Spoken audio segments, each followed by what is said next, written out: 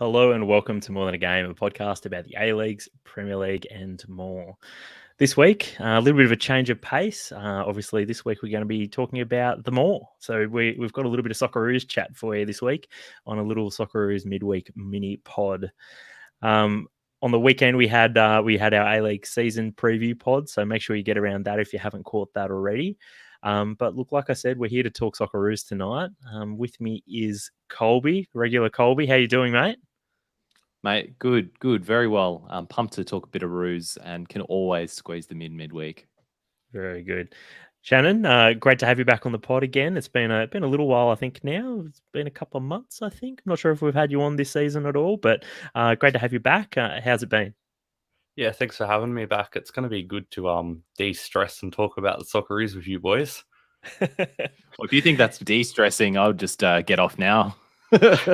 I'm a bit distressed after watching the Roos today. But look, boys, before we get into it, I do want to ask you something.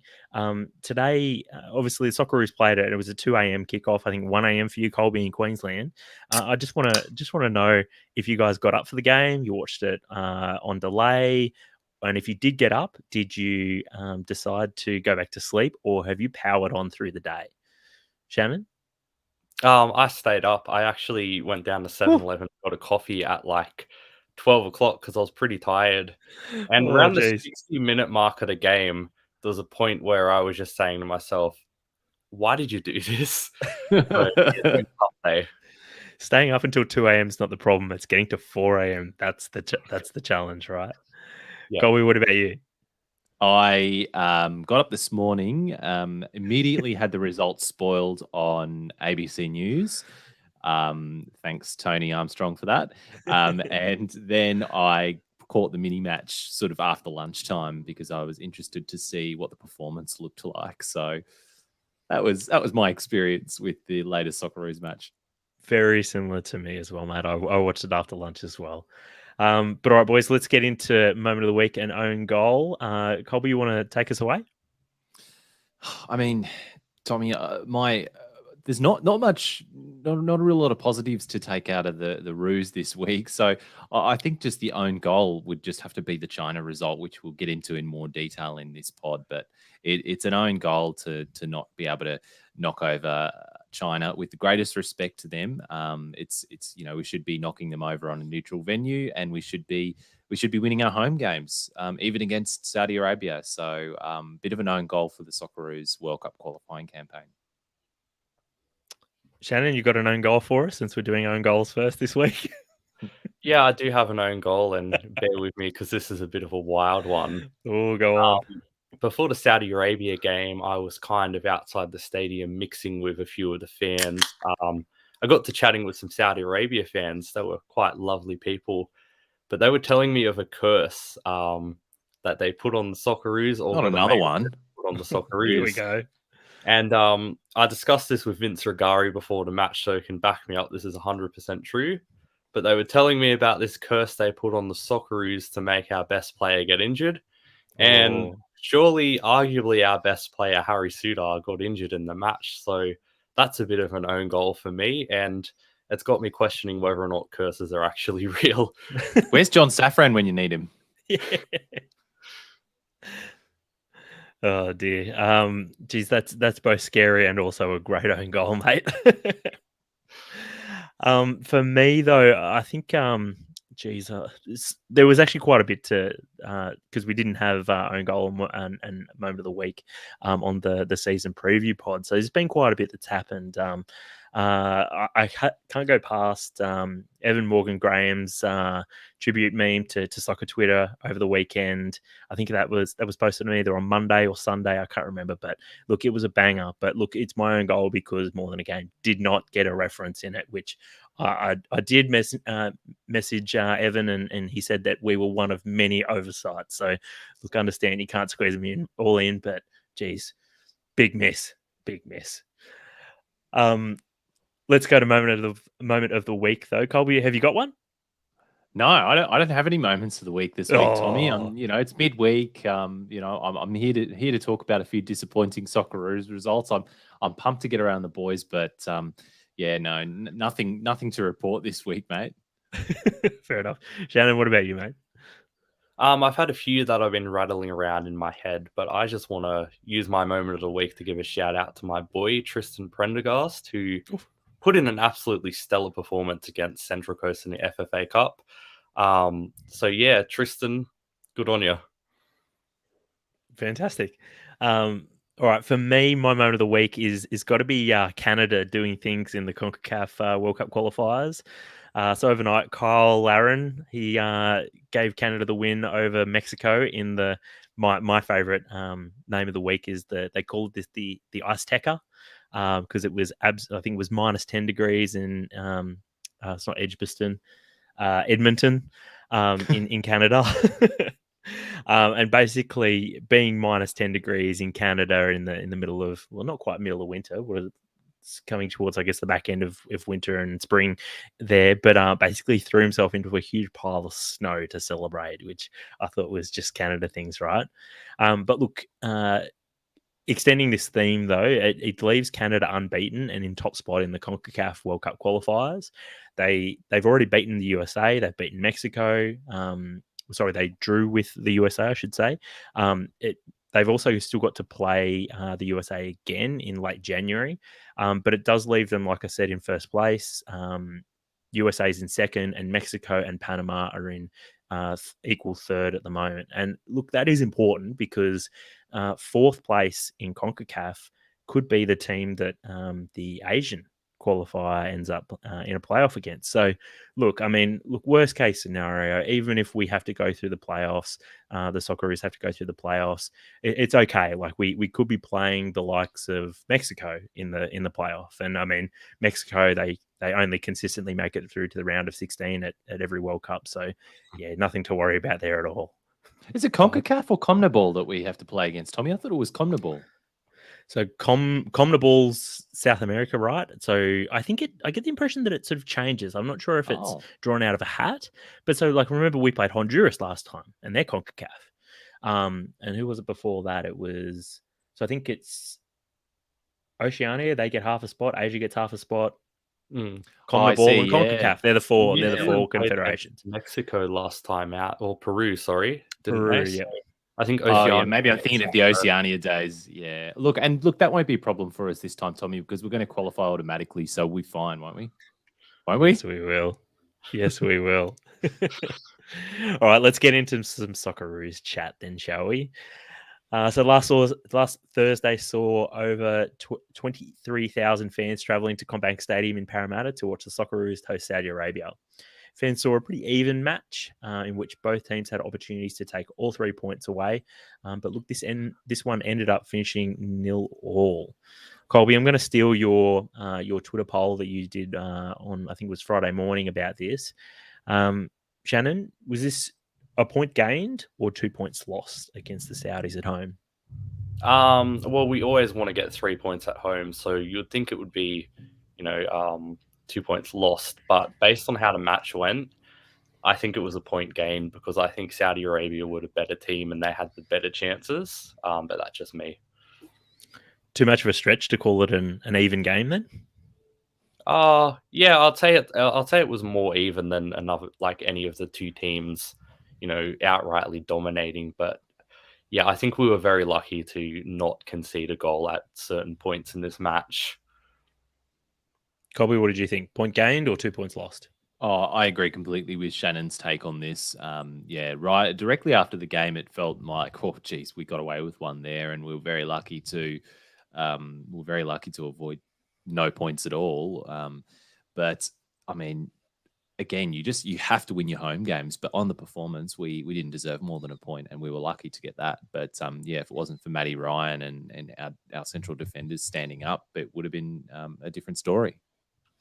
Do you think this could have been an occasion where they were a little bit overawed by the home crowd and sort of the occasion of it all?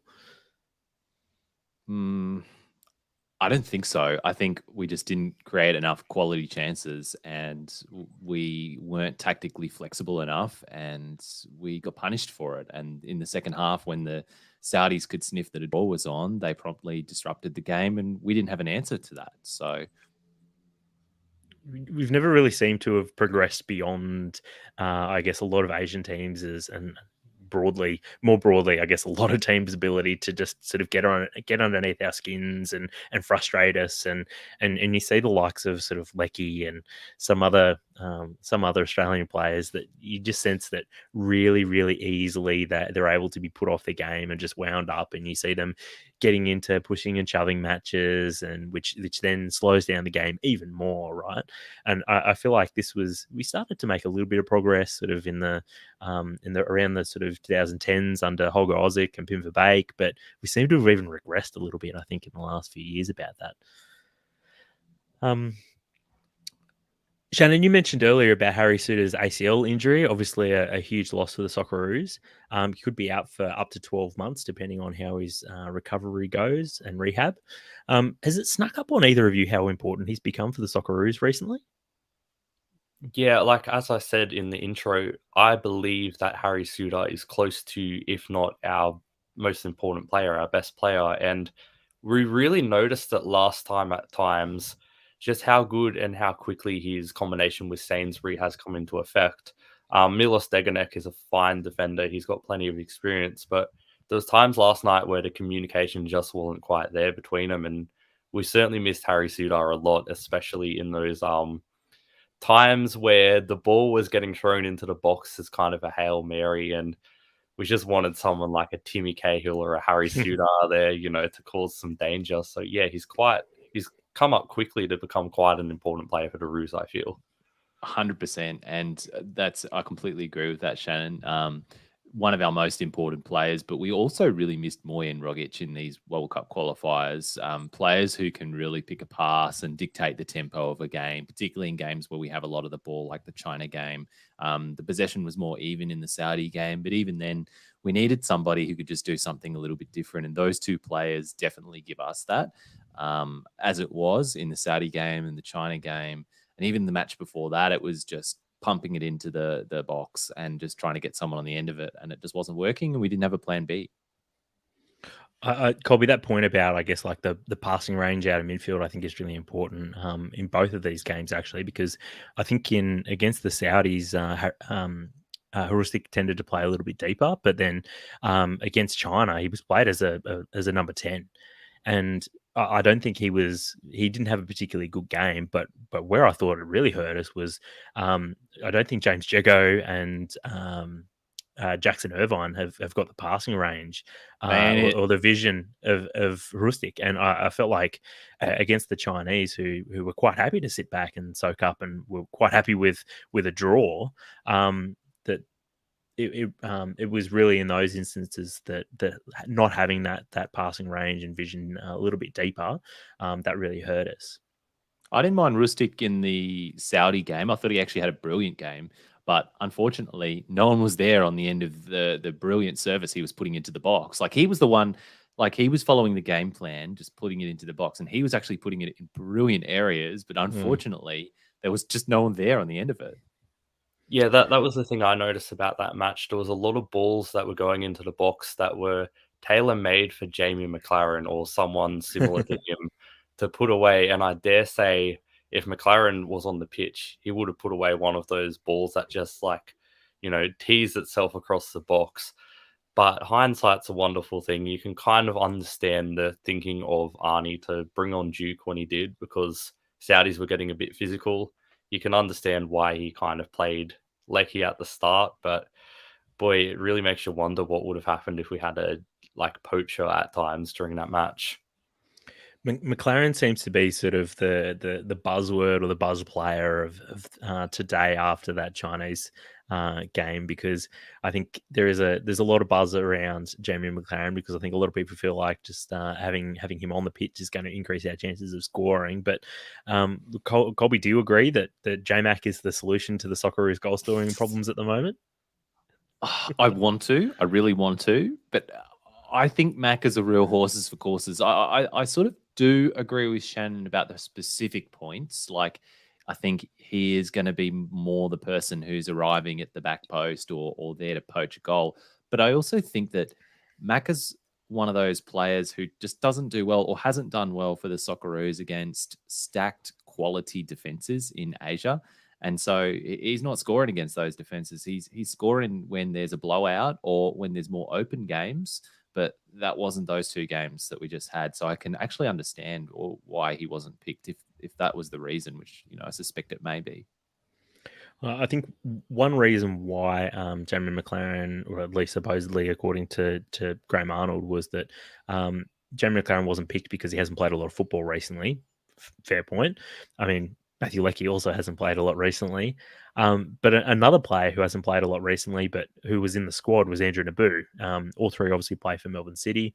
I was just saying on Sunday that I expect that those three will start up front at some point for the Socceroos in the next 12 months or the next couple of months. But is Andrew Naboo? I mean, it wasn't that long ago he was sort of the number one striker going into a World Cup campaign. Obviously, he's had a big shoulder problem since then, but Andrew Naboo is he someone that he's a little bit better in the air, but also still quite a strong physical presence, sort of somewhere in between Jamie McLaren and Mitch Duke. Is he an option as well? Should he have been an option? Yeah, I feel like Naboo is one of those players in a China game where nothing was really happening. One thing that's so good about Naboo is when he's got the ball, sometimes he just makes something happen, even when it looks like a shit game, even when it looks like there's no chance that a team's going to score. And I think we really need more players like that, because aside from someone like Martin Boyle, who loves to run at defenders, I don't think we have anyone really in the forward line that can just take a game when it's one of these difficult games where there's not a lot of chances and just try and make something happen. It's a good point. He's kind of like a mashup between like McLaren, Duke, maybe not quite Tommie Urich in terms of him, but still he's quite a different player compared to some of the other players that have played in the last week or so. Boys, on to, I guess, a more broader topic now about this, not necessarily the performance, but the result. How concerned are you that we've been unable to beat both Japan and Saudis in this campaign? Shanen? Not at all concerned, because, to be honest, not to sound too bleak, I don't think we're close to the level of Saudi Arabia or Japan. People forget, particularly with Saudi Arabia, just how good some of these players are. They play at a really high level, even though the Saudi League isn't quite the Premier League. Players who have gone over to the Saudi League, particularly Australians, have said just how good the quality is. It's one of the better leagues in Asia. Same with Japan. Japan not only have the J League, but they have a lot of players as well playing regularly in leagues like the Bundesliga. So I don't believe it's much of a concern, in my opinion, that we are unable to beat them, because I believe they're just quality sides. And if we beat them, I think it would be kind of a little bit of a shock. You know what I mean? Colby? I think the Saudis are a quality side, and I do agree with that. And particularly their defense was quality away from home. Like they shut us out for the majority of that first half. Like it was a really electric first half, and they sort of did the job to stop us from creating quality chances. But I still think that we have the quality to be beating them at home. We didn't create that quality, but on paper we've got it, man for man. And how concerned am I? Yeah, I'm pretty concerned, both from a qualification standpoint and from a performances standpoint. So from a qualification standpoint, well, it's not fatal at the moment. Like we're still in the group. There's 4 games to go, and we'll talk about that later in the pod. And let's not forget all the records that we broke and the great campaign it's been so far. But from a quality and performance and competitiveness standpoint, it's bad. Like we shouldn't be aiming just to qualify and just to scrape in and, we're happy to be here. We should be aiming to be competitive at a World Cup. We've been to the last 4. I don't think it's unrealistic for us to say, well, we want to win a game in a group stage. I don't think want to get out of the group. If that's not our aim, then what are we doing? Yeah, 100%. And I guess that's probably the most frustrating thing about this is this particular performance was that we didn't play to our potential. And it's I think I was just saying this on Monday night at futsal. I would prefer to lose to a big team and have played well than beat a minnow and not play well. Like it's one's very satisfying and one's not satisfying at all. But look, the way the World Cup qualifiers fixtures are organised, it means that it goes ABC, ABC. So it means that we Saudi Arabia being the final game that we play in that first round, it means we'll also play them in the final match of this round of World Cup qualifiers. And that'll be on the 29th of March in Saudi Arabia, which is building to be a huge match, I guess, primarily for us, because there's a very good chance the Saudis could have already locked up automatic qualification by then. So, boys, that is going to be extremely challenging for the Socceroos, given that we have traditionally struggled on the road, particularly in the Middle East, in Asian qualifiers, even against teams that we think that on paper we should be beating quite easily. But yeah, plenty of concern, I guess, there, and Arnie will be earning every penny, I guess, formulating a game plan for how to pick apart the Saudis in March. Boys, any other observations that you had from this game before we move on? I mean, we've already talked about Rustic, a few of the performances, Tommie, but Marty Boyle had a blinder, and he was really unlucky not to get a goal or two in this game. He was the only one that looked likely for us. Like that first half, he was just an absolute madman, and I just loved what he was bringing. It's both fantastic, but also of concern, because I feel like Marty Boyle has been the form player for the Socceroos for probably the last 12 months. And the fact that, like, I'm not sure how easily someone else can throw out a name that could challenge Boyle as being sort of the form player of the squad for the last 12 months is probably not a great thing. Shanen, anything from you? No, not really. I don't know if we've spoken about the crowd, but just a shout out to the 23,000 people who were out in the pissing rain. Amazing atmosphere there. They it was a really good atmosphere, electric. Yeah, Shanen, you were there, weren't you? Yeah. Shanen was in the press box, Tommie. Tell us about the atmosphere then. So I watched this at the pub in Melbourne, and it was like the atmosphere doesn't really come through when you're at the pub, and sort of you can barely hear it, right? So tell us a little bit about the atmosphere then. Well, when I was getting into the ground, I don't know if you boys went to the Asian Cup final, but I could feel energy in the air. I don't know how to explain it, and it felt similar to what it did at the Asian Cup final. It felt like it was going to be a big moment because it's our first home game in, what was it, 260 days or something. So it was pretty special. And as soon as the anthem happened, just the roar of the crowd, it almost brought me to tears hearing that again on home soil. It was very special. And it was just a shame that we couldn't at least get a goal or some sort of result, because the crowd would have went absolutely insane. That would have been truly special, but it is what it is. Yeah, I hear you there, but it does sound like it was a pretty special atmosphere, and obviously one that affected you deeply, Shanen. Alrighty, let's move on now to the People's Republic of China match, though.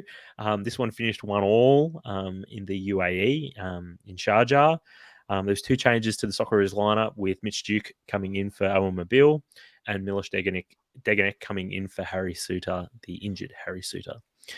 Mitch Duke got the Socceroos off the mark on 38 minutes with a nice headed finish. Taking the goal out of the equation, though, boys, did you think Mitch Duke justified his selection with the performance? I think, he scored a goal and that justifies your selection, I think. I don't know really what more you can say than that. He was subbed towards the end of the game. But I mean, you get a goal, you earn your spot usually. And he looked pretty lively as well. Macca did nothing when he came on, but through probably not much fault of his own, it was the game situation, and we'll talk about that a little bit more as well. But yeah, I think he earned his spot. Yeah, to be fair to him, he only had one real chance. He put it away. Mm-hmm. He was a little bit anonymous at times, but you can't really blame him, if I'm honest, if half the passes are just going backwards or we're not really putting in good service to him. So I think given what what was delivered to him, I don't think he could have done anything better. I guess probably the one criticism that you could make of Mitchuk is that he's not really a back to goal, sort of trying to bring other players into the game kind of player. I mean, Tommie is probably the closest that we've had to that kind of player in the last few years. And that's not really Mitch Duke's game. It's not really his strength. So it's going to be always tough for him, I think, in trying to be involved in those kinds of situations against teams like China, where there's going to be space for the likes of Mabil or Lecky out wide or Boyle. So yeah, fair enough. Look, I've already mentioned about James Jego and about sort of him dropping from midfield in between and splitting the centre backs, and how Hrustic ideally would have been there doing that for the Socceroos, and how it didn't really work out. But boys, do you think that they should have stuck with that idea? Do you think they should have gotten Hrustic to do it, or stick with Jego doing it? Well, I think how Jego was utilised against the Saudi Arabia, he played really well. I think he got like a 9.1 on whoscored.com, which I know that's not huge. I know that's not like really enough to base your whole opinion of him off. But if you look at the stats, he did really well, and I thought he really wanted it in the home game. But in this game, because they changed up things just enough, he had a bit of an off game, which made Hrustic have an off game, and Irvine have an off game, because he's one of those players who tends to do all the dirty work, all the shit work that you don't really see. So a player like Hrustic, a player like Irvine can really flourish. And because he's struggled, I feel like the other two struggled as well. I've got to disagree with you a little bit there with something you said sort of towards the back end about Jackson Irvine. I think James Jego and Jackson Irvine, I think they're two similar players to be playing alongside each other. I sort of kind of was alluding to this problem earlier on in the pod about Hrustic's passing range, but James Jego and sorry, his name escapes me now. Who are we talking about? Jackson Irvine. Thank you. Those two, they're both really hardworking. They both like they're both genuine box to box midfielders. They don't mind sort of getting in and doing the hard work, but they just don't have the vision, the passing range, to be affecting the game how I guess Moy would normally do for the Socceroos in sort of that deep midfield position. And I thought that was one of the problems with this match, was that we struggled to, I guess, penetrate to whether it's Rogic or whether it's Hrustic in like that number 10 position. We just struggled to get the ball to them in positions where they could really hurt the Chinese, and I guess give the likes of Duke or McLaren really good opportunities. Boys, question for you both. If everyone's fit and available, who's Australia's best midfield three? As a trio or as a duo or? As a trio. Okay. Shannon, you want to go first? See, this is difficult. I actually asked Graham Arnold this, and he gave me some like... I know the answer is it depends, but let's say the situation is in Asian qualifying against teams who are pretty much on our level, or at least got a bit of quality about them. So like China, so like Saudi Arabia, Japan, even, who's at our level or probably above our level if we're fair. Who are you picking? I'll say Aaron Moy. When he's fit, he can change the game. He's very influential. Eden Hrustic, he's pretty inconsistent. I do like him, but he's a player that if he's on, you want him on the pitch. And probably Jackson Irvine, because of that experience I would give him. But if experience wasn't a thing, Dennis Jonro has really impressed me over the last season with Macarthur Bulls. The way he's off the ball work. He's not to hype him up too much, but he's kind of reminding me of Mile Jedinak in that sense, or even Mark Milligan when Milligan was really good for that year or two around 2014-15, in the sense that he's just everywhere. Like there's a ball in the midfield and there's Jonro. So yeah, a bit like Roy Kent. I think you're onto something there, Shannon. Not necessarily with the Roy Kent song, although it is a banger. But with not having a player in the setup that's like a Jedinak or a Milligan, and I know we did appreciate them at the time, but I think we forget, even with a little bit of time that's passed, just how good they were. You could just sit one of them at the base of midfield and they would just anchor the midfield and allow the likes of like a Rogic or a Moy to sort of do their thing and dictate the play. And then you could have like two other more creative or even a box-to-box midfielder in there and have them have a little bit more license to either be creative or go forward. The biggest problem for the Socceroos when playing a trio in midfield has been balance, and what you're talking about is sort of that stability to build from, and we probably haven't had that now probably since Milligan retired, but more so since Jedinak's retired. And I mean, the biggest imbalance has arguably been whenever we've tried to play Moy and Rogic together over the last few years. Like we know that now that it just doesn't really work when you're playing against top level opposition. Moy and Rogic, that both of them alone playing together are just not mobile enough, and it basically means you're too easy to play against, and you can't really form any sort of coherent pressing approach. So, now that I think of it, sorry, Tommie. Even going back 15, 20 years, the Socceroos have always sort of had a similar sort of midfield three setup. So back in the day, we had Bresciano, who was the ball playing, almost sitting at number 10. And then we had Jason Colino, who could control the tempo and passing.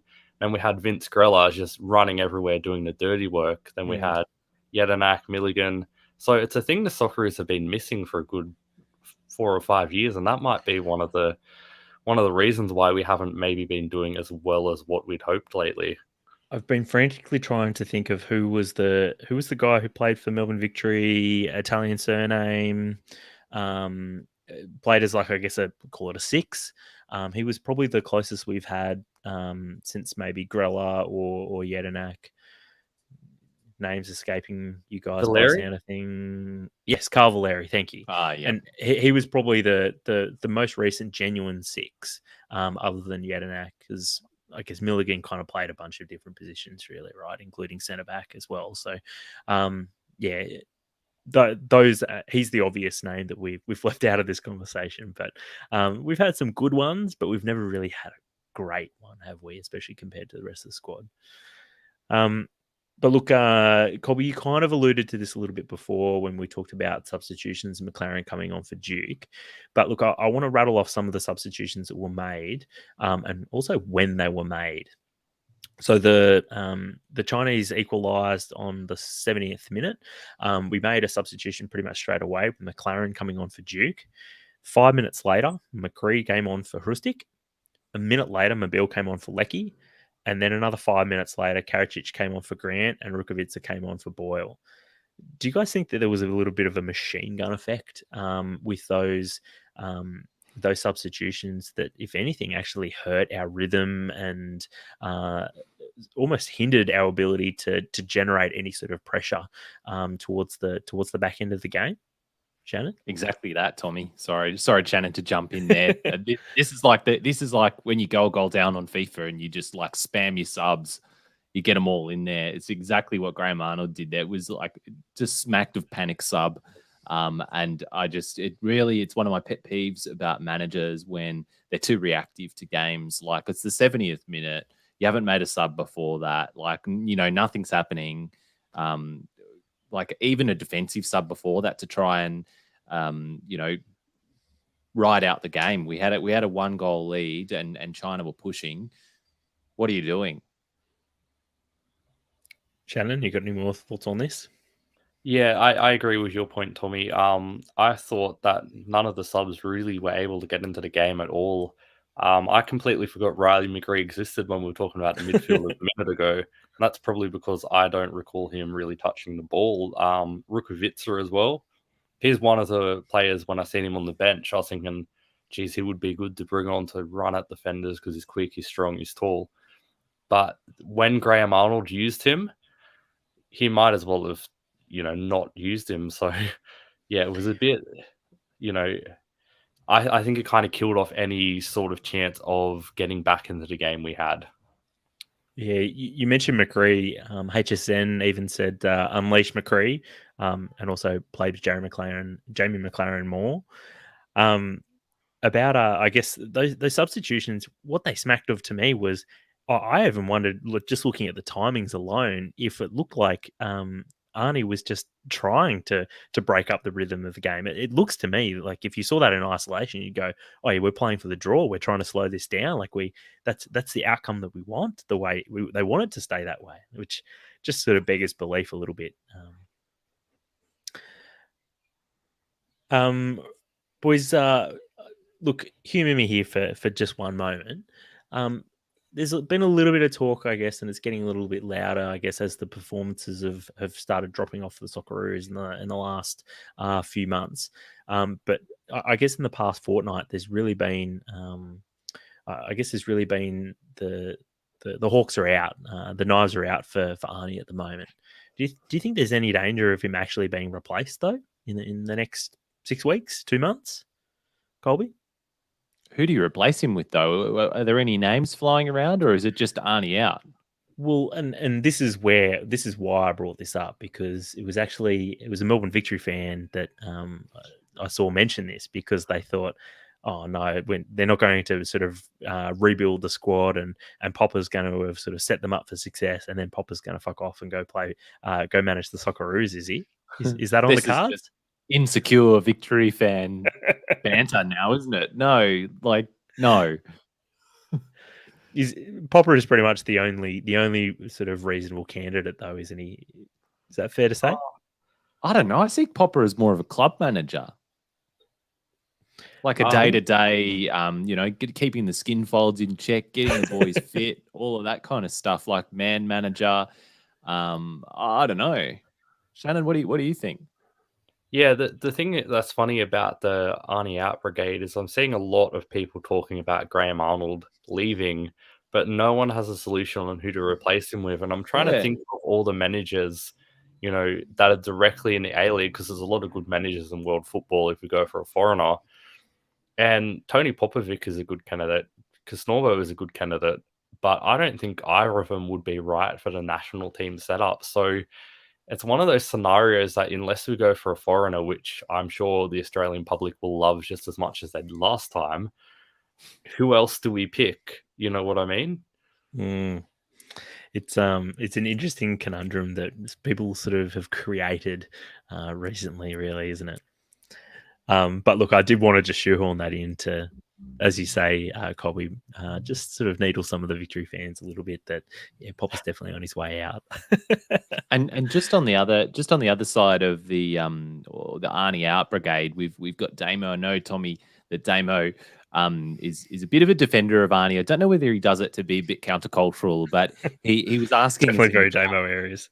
In the chat, I think it was basically saying, is the heat on Arnie a bit unjustified? Is Arnie not being given a fair crack? Other managers in his position haven't been under as much heat. I don't know about that, given the amount of heat that was on Ange pretty much from the moment he arrived back from Brazil until the moment that he resigned. Probably for opposite reasons, given that Ange was such a manager of ideology, and not getting results to be balanced. But whereas Arnie's more of a pragmatist who isn't getting results. But and then you had the foreigners that came in. Yeah, maybe they weren't getting as roasted, but they were there to do a specific job, and so we thought, they'll be gone soon anyway. What's the point? Like, they had an expiration date, like Van Marwijk, and a couple of others. But I don't know, boys. What do you think about that? Yeah, I personally think it's quite funny that a couple of people I've spoken to, who were very much on the Ange out brigade, and now saying that they wish that we had Ange Postecoglou again. And it's kind of funny how quickly a football fan's perspective can change over the years. And it's got me wondering whether or not, no matter who we put in charge of the Socceroos, whether or not anyone will actually be happy with them. I was never Ange out, Shannon, just for the record. You can go back and check my tweets. I was never Ange out. And I'm not even sure that I'm Arnie out, because like you, I say let's just keep him in there unless we've got a better solution. And right now, I don't see a better solution.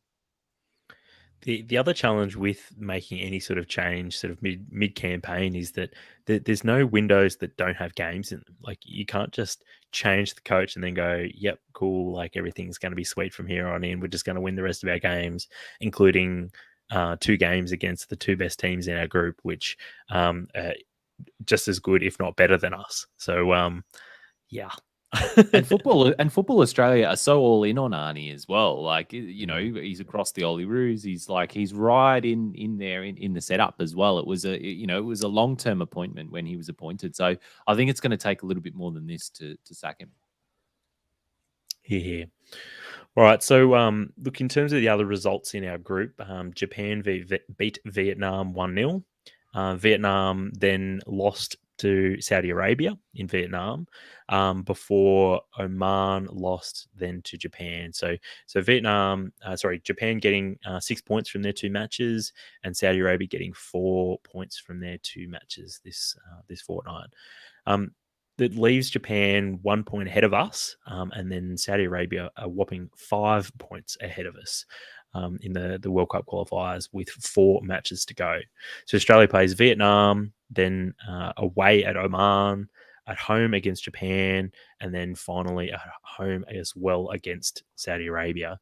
Those 2 matches away to Saudi, Tommie. Sorry, yeah, have I got them around the wrong way? Yeah, finally away to Saudi. Yep. Okay. Sorry. Those 2 matches in late March, they're pretty much going to shape our campaign. Matthew McGurr on Twitter asks, is Australia versus Japan going to be our biggest qualifier since Uruguay in 2005? I actually think the game against Saudi Arabia is going to be the game where we have to win it to get qualification. But the biggest difference for this one is the fact that we're going to be doing it away from home, because the last 2 games we've had qualification on the line, of course, November 16 and the one against Iraq. They were both in Sydney with a home crowd pushing us over in what was both very tight games. So, yeah, I feel like it's going to come down to the wire with the Saudi Arabia game. And the difference is we're not going to have that home support this time. And I don't know if they're allowing crowds in Saudi Arabia, but we've seen with the Western Sydney Wanderers finals just how difficult the fans can make the atmosphere for visiting teams. So I'm nervous about that one.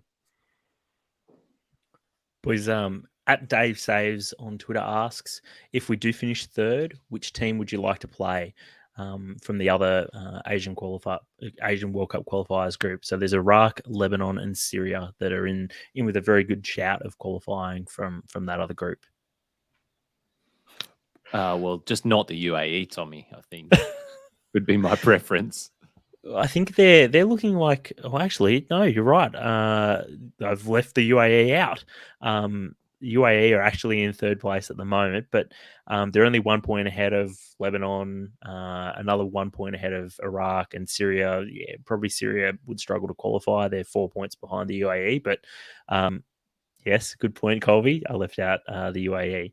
And look, I did see this week that Omar Abdul Rahman, he's never seemed to have recovered from about 4 years ago. So I'm not sure if he's quite the player that he used to be. But I guess we don't really want to find out, do we? I'm still scarred from the most recent Asian Cup, so I think I can live with it if we don't face the UAE away from home again for a while. So I'd prefer to see us take on Lebanon. It would be quite fitting and quite good meme-wise if we did fail to qualify directly and we had to go in the playoffs if we face Syria again. Because it's still fresh in my memory is all the comments, all the spams on Socceroos posts about the grass being too long and all that sort of thing. So yeah. I feel like there's real chance, like real areas for Australian fans to just pull out the banter if we have to, and maybe dress up as a patch of grass or something and just really really make it a fun occasion. Shanen, isn't the meme match going to be that final one against the Saudis? Because there was a lot of banter on soccer Twitter and Facebook and all social media from the Saudi fans leading up to the game where they were away from home. So their fans are pretty ballsy as well, and I think they're going to be giving us a fair bit of banter before that last match against them in the qualifying group. So I think we're going to get our meme match a bit earlier. Oh, well, we can always have plenty of meme matches just for the content.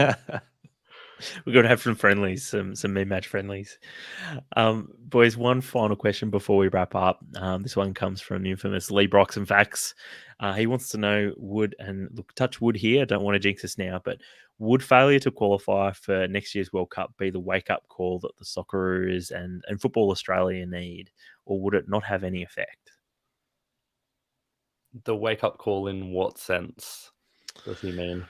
Well, I think this question is sort of angling about the football curriculum, which has been implemented over the last sort of 10 to 15 years, and sort of focused a little bit at that I think there is a little bit of an underlying feeling in Australian football that this is not the golden generation. In fact, this is quite some ways off of the golden generation from 10 years ago. But this is a different system and a different football curriculum that has brought through this generation, and it's not as good as what we've previously produced. And I think we can probably all agree that there's a whole bunch of different factors that go into creating a footballer, and that the football world has changed a hell of a lot as well with the sort of the globalization of it as well. But still, I guess, do you think Football Australia would make wide sweeping changes, or would they say no? Like let's stick with the systems that are in place. The systems in place work, even if they don't qualify, Tommie, or something to that effect. I don't think that not qualifying would be the wake up call, and I do think it would be detrimental, because the way that I see it is that qualifying is the thing that like gets the kids excited and all of us, to be fair, but gets the kids like going. Australia's in a World Cup, they're going to go out and join their clubs because they've watched Australia in the World Cup, and then from there, what we really need is we need a better manager, which we talked about. And we need just time for these A-League club academies that are set up. We need time for those production lines to come up, because we've seen the production lines from Adelaide and from Western Sydney and the academies that are set up. So we need the other ones to catch up, in Melbourne City's academy as well. But we need them all to be firing and all to be producing that talent. And then what we need is our domestic transfer system to be set up and to produce a high quality league so that we can develop and then be incentivized to export that talent. And then they come back and play for the Socceroos and we do better. And it just all feeds into each other. So I think the bits are there. The parts are all there. We just need to do it better.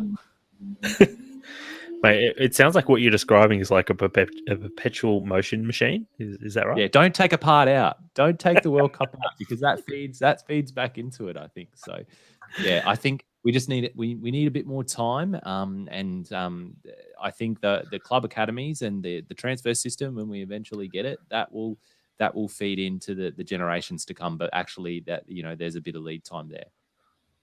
Shanen? Well, Colby just pretty much answered it the best any person can, so I'm a bit stuck here. But I feel like Football Australia has already had their wake up call in terms of youth development, all that sort of thing, the system. By the fact that we didn't qualify for an Olympics since 2008, and I feel like the constant failure there was the big wake up call Australian football needed, and now we're almost at the point where we're going to start to see the benefits from that sort of earlier wake-up call, as Colby said, when all these players are going to start coming through. So I feel like nothing will be gained even positive like that if we fail to qualify for a World Cup. It'll just be, for lack of a better term, shit. No, well said, mate. All right, that pretty much wraps things up for this week. It's been a great pod chatting a little bit of Socceroos for once, as opposed to A-League or Premier League. But look, don't forget to, if you haven't already checked it out, check out our A-League season preview pod, which we did earlier this week. But look, we'll be back with our regularly scheduled podcast on Sunday/Monday with round 1 of the Isuzu Ute A-League and game week 12 of the Prem. But until then, enjoy the football.